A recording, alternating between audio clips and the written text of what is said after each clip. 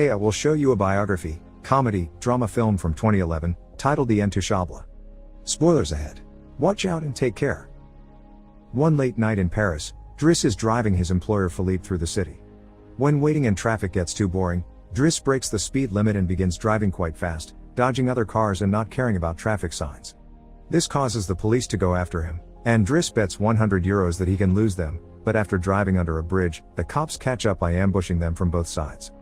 Driss doesn't look too worried though, and this time, he bets €200 that he can get them an escort. The cops make him leave the car and he starts acting then, behaving offendedly and telling them Philippe can't move and he was taking him to the hospital. The officers find proof of this when they find the wheelchair in the truck and, when approaching Philippe, they see him convulsing, which is also an act. Seeing as it's an emergency, the cops forgive Driss for breaking the speed limit and offer themselves as escorts on his way to the hospital. To celebrate winning the bet, Driss plays September by Earth, Wind and Fire, and when they arrive at their destination, he shares a smoke with Philippe as soon as the cops are gone. Driss promises he'll handle it and drives them away just before the hospital staff could find them. This friendship began many months ago. Philippe and his assistant Magali are holding interviews to find a new caretaker for him, but it isn't going too well, because all applicants have very standard or awkward answers to their interview questions. But they're suddenly surprised when Driss storms in, ignoring the fact it isn't his turn quite yet, because he only wants some papers to be signed saying they won't hire him so he can get the unemployment benefits. He's blunt and a little rude, even hitting on Magali, but Philippe finds him amusing and asks him to come back the next day for his signed papers. Driss goes back to his home in a humble neighborhood and tries to take a bath while all his little siblings bother him, only managing to get it done in time thanks to his sister Mina, who is a bit older than the others and more responsible. While waiting for their mom to arrive, he looks through the window and notices his brother Adama getting out of a suspicious car. When the boy enters the apartment, he just says he was at school and leaves again after grabbing his bag, causing Driss to be even more sure that he's up to something. In the evening, his mom arrives, and he gives him a Fabergé egg he stole and tells her he's been away on vacation when she asks. She isn't happy to see him though, because he disappeared for 6 months and never called, and now he's shown up out of nowhere as if her home was a hotel. As she's absolutely done with all his lies and she has other children she has to take care of, she kicks him out and tells him not to come back. Driss spends the night having a smoke and some snacks with some neighborhood friends. The next day, Driss goes back to Philippe's house for his papers, and he's received by the housekeeper Yvonne, who shows him around the place and tells him about Philippe's daily routine. She also shows him the room he would get for himself with his very own bathroom. Driss can't help staring at the bathtub before he's dragged to see Philippe, who offers the signed sheet of paper but also a job opportunity. Driss accepts the 1-month trial, and Philippe tells him he bets he won't last 2 weeks. After bringing his things to his room, Driss is taught how to take care of Philippe. He must learn how to keep his legs stimulated, how to put him in the wheelchair, how to help him shower and change his clothes. Things get awkward when Driss discovers he must put on him some high stockings and even clean his butt after Philippe uses the bathroom, but no matter how much he complains and says he won't do those chores, he ends up accepting them as part of his job. Later in the evening, while he's enjoying a snack on the roof, he's interrupted by Philippe's daughter Elisa and her boyfriend Bastien, who are looking for a private place to make out, and he kicks them both out after refusing to share his beer. Driss quickly gets used to the daily routine with Philippe, even if at first he does make some mistakes he learns from, like handing the phone to Philippe instead of putting it on his ear or forgetting the baby monitor while having a bath. He also learns to organize his mail in different folders, most of the letters he opens for Philippe, but there's a series of private ones he isn't allowed to look at. When he finds a flyer promoting female escorts, he decides to start a file just for those instead of throwing them in the trash as Philippe says. It's not all work in this new life though. Driss still makes sure to have a good time. He keeps trying to hit on Magali to no avail, and sometimes calls escorts to join him in bed. One morning, after Yvonne comes to his room to scold him for being late, she finds some dangerous weapons in his bag, but she doesn't comment on them yet. Driss' work today is to drive Philippe around, but he refuses to put him in the back of a van as if he was cargo, so instead, he takes him on one of the fancy cars that don't see much use. Philippe, who first thinks this isn't suitable and says they should be pragmatic, is soon getting excited at the idea of a faster, less boring ride, although Yvonne still disapproves. When they try to leave the building, there's a neighbor parked at their entrance, ignoring the sign on the door that says it's forbidden. Driss wastes no time and goes after the guy, grabbing him by the front of his shirt and threatening him until he moves the car. Philippe is impressed by his actions, but Yvonne, once again, disapproves. The pair goes to a museum, where Philippe is planning to buy a piece of artwork that Driss considers not worth the money because it's just a red blotch on the canvas. Afterward, Philippe meets with a relative of his, who tells him everyone is worried about Driss since he can be violent. He's also discovered he has a criminal record, but Philippe doesn't care. He appreciates Driss because he doesn't pity him and doesn't mind joking around with him. After another failed attempt at hitting on Magali, Driss has dinner with Yvonne in the kitchen while listening to Philippe dictate a letter to Magali.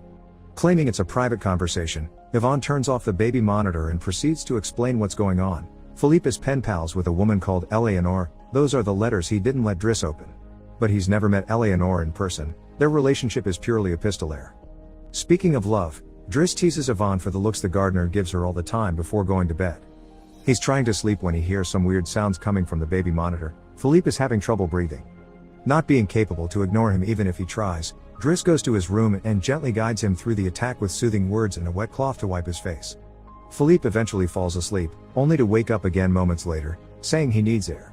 This time Driss doesn't hesitate. He puts Philippe on the wheelchair, covers him with blankets, and takes him out for a stroll by the river. This is the first time Philippe has seen Paris at night in a long time, and now he's more relaxed. He explains to Driss that the medicine can only do so much and he sometimes experiences phantom pain. When they see some girls walking by, Philippe also confesses he isn't capable of pleasuring a woman because of his situation, but he still can enjoy some satisfaction when he gets his ears massaged because they are sensitive zones. When the phantom pain threatens to appear again, Driss shares one of his joints with Philippe, who is skeptical at first but ends up loving it. Afterward, they go to a restaurant, where they joke around while sharing a meal, and Philippe decides to share more of his story. He met his wife when they were students, and shortly after they got married, she had 5 miscarriages and was diagnosed with an incurable, terminal illness. That's when they adopted Elisa. Philippe has always loved competitions, extreme sports, and speed, and a paraglider gave him that. It was during a paragliding session that bad weather caused him to crash and break his vertebrae, although he still thinks his real handicap isn't the chair but living without his wife. After joking around some more, Philippe remembers the date and realizes Driss has passed his 1-month trial, so he's now officially hired. But he needs to start by bringing back the Fabergé egg he stole because it was a gift from his wife. She would give him one every year, and he has exactly 25, matching their time together. The next day, Driss goes to talk to Mina when she's leaving school, who is a bit offended because he hasn't been answering her messages except to ask her to look for the egg. She also tells him about some cops that have been calling their home. Afterward, he visits Adama, who confesses he was found with 30 grams on him. Driss wants to take him to lunch, but Adama refuses and instead gets in the same suspicious car from before. Later on, Driss is allowed to be present while Philippe dictates his letter for Eleanor to Magali. He thinks this purple prose is very boring and that Philippe should be more direct. He's also baffled to hear that this has been going on for 6 months and they never exchanged pictures. When he finds her phone number on one of the letters, he takes it as a sign and calls her, obliging Philippe to take the phone and finally speak to her outside the written word. Their conversation goes so well, Philippe is now on the phone with her all the time, even right before he and Driss attend the opera, during which Driss laughs and makes fun of the costumes. The next day, Driss convinces Philippe to accept to exchange pictures with Eleanor and chooses one of him in the wheelchair. Afterward, while he's painting, Elisa bursts into his room to ask him for cigarettes and makes fun of him for trying to be artistic. Getting angry, he kicks her out before going to see Philippe, who is currently asking Yvonne to change the chosen picture for one of him when he wasn't quadriplegic. She hides the picture inside the escort file right before Driss burst in, complaining about Elisa and telling Philippe he needs to discipline her, something Yvonne agrees with. Philippe agrees to talk to her, but he's mostly surprised when Driss lets it slip that he's been painting. Days continue to pass, and the friendship between Philippe and Driss continues to grow. Driss takes him to play in the snow and brings him with him when he goes out for a run. Philippe gets him his first suit and scolds his daughter while Driss listens to him through the baby monitor.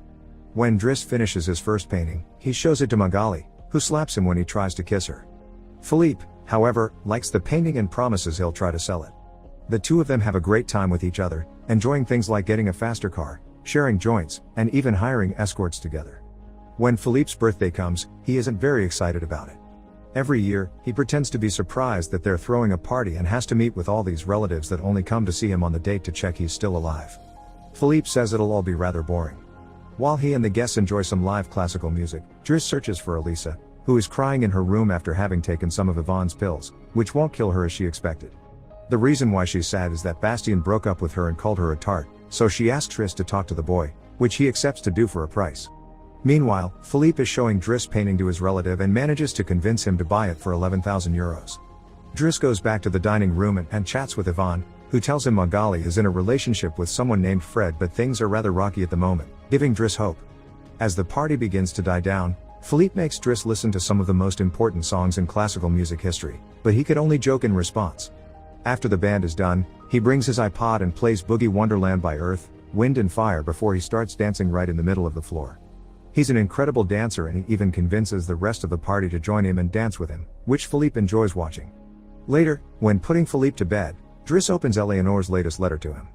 She sent her picture, showing she's rather pretty, and is telling him they should meet next week when she visits Paris.